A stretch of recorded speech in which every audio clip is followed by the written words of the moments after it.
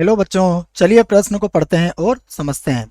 यदि समुच्चय A बराबर 1 2 3 4 और समुच्चय B है हमारे पास 2 4 6 8 और U बराबर दिया हुआ है 1 2 3 और इसी प्रकार 9 तक, तो सत्यापित कीजिए कि A यूनियन B का डैश बराबर A dash intersection B dash होगा।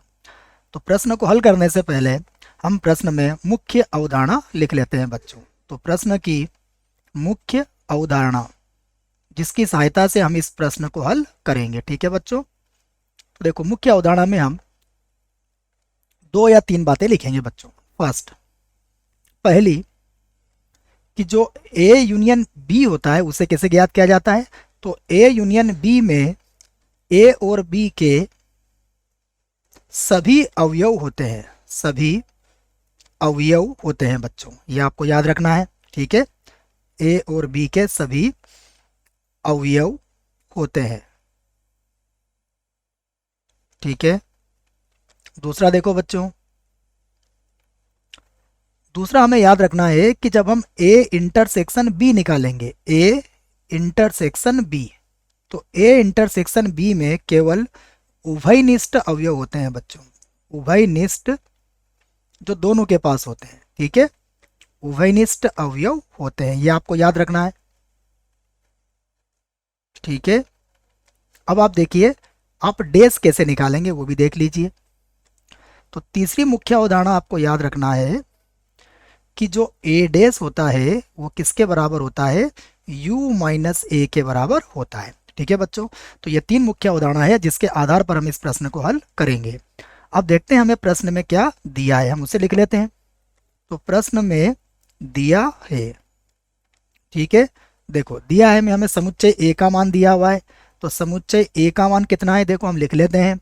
यह है 1 2 3 और 4।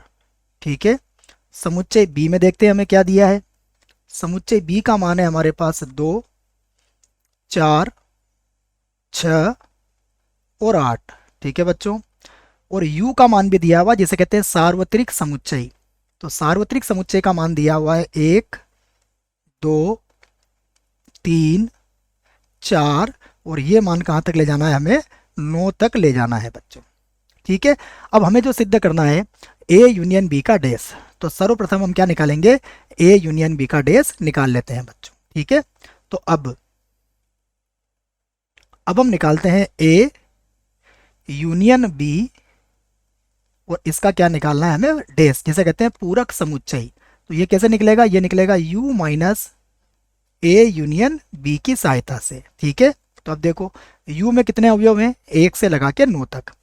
अब हम A यूनियन B निकालते हैं, तो इसमें सभी अवयव लेना पड़ेंगे हमें A और B के।